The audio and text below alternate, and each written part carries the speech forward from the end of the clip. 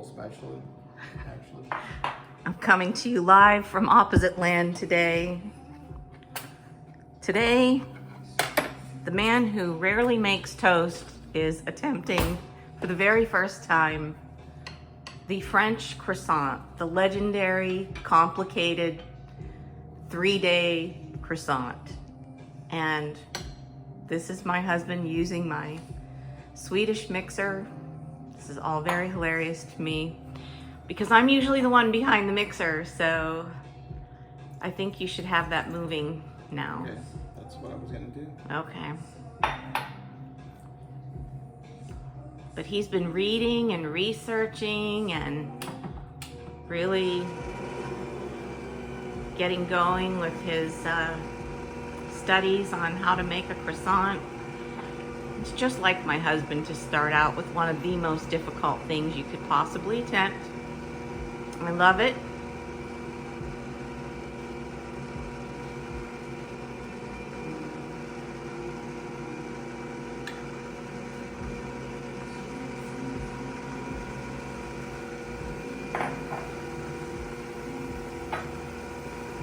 Wait, is that salt? Add your salt last. It No, kills this is sugar. Okay, it kills the yeast. That's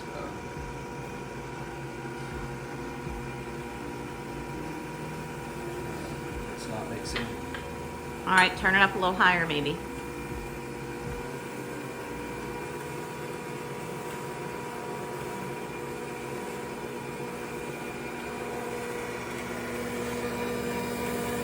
Okay, we need to move the arm. Okay.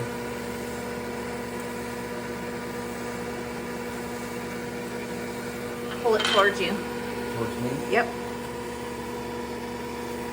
And then what? Is the dough moving? No. Oh, I'm gonna have to stop filming and jump in and help. Oh wait, I got it going. It's getting stuck on the scraper. Yeah, that happens. But also the arm, adjust the arm so that it's closer to you. Yeah, I know. There you go. All right, let's try that setting.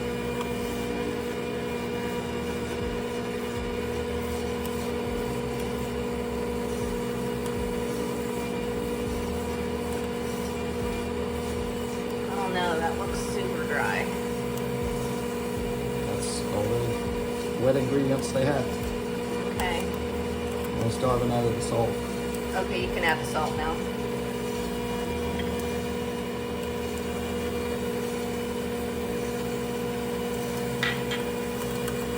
Did you add the honey? Yeah, the honey was in the yeast. Okay, there's something stuck to your roller. There you go. All right, I would turn it up a little bit. And maybe move that roller a little bit closer to you. I'm wondering if the roller needs to go closer to the wall since it's such a small batch. Well, you can try that. I don't know if it's gonna work, but you can try that.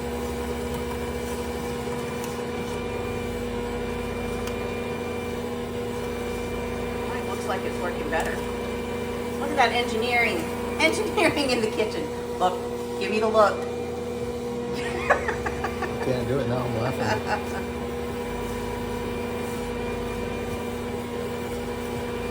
He's an engineer everywhere in his life. Aren't you, honey? Yeah, Okay, so still having trouble. my bread dough gets stuck there too. So what's it supposed to look like?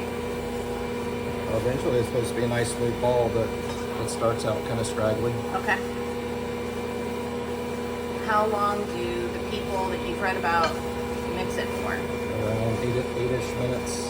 All right. Wasn't timing. How long have you been filming?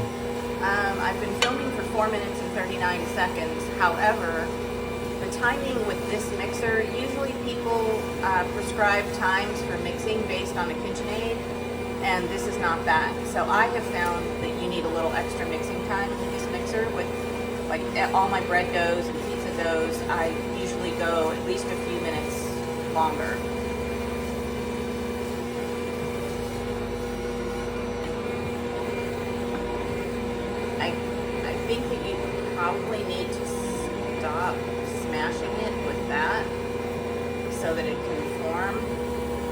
And I think it's probably too close to the wall there, but we'll see. We'll see. Let it go. Let it go. It's starting to do something. All right. When it gets stuck like that, you can pull the arm just a little bit towards you. There you go. Ready? All right. It's starting to make something. All right. It's getting into more of a ball now. All right. If you stop smashing it. I'm not smashing it, I'm just pulling it away. Yeah. But that's what I'm saying, like, you were breaking it up so it couldn't form a ball, so now it's forming two balls. I would pull that arm a little bit closer to you now. Okay. But it's coming. I don't think you really changed much.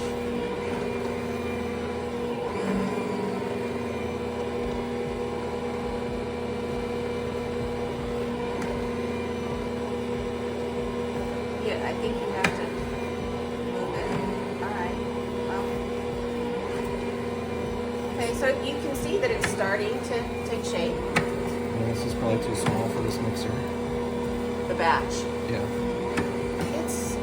It's borderline, but it is working. You have a ball there. You have a ball going. So it's working. But you can, take that out at any point and start, kneading by hand if you want. But people swear by this thing for that. So it just doesn't work the way a KitchenAid does or any other, like where the machine is in, the motor housing is in the top of the machine. So, but this is supposedly, the mixer for people who make bread. And you do have a ball there. Ta-da! Success!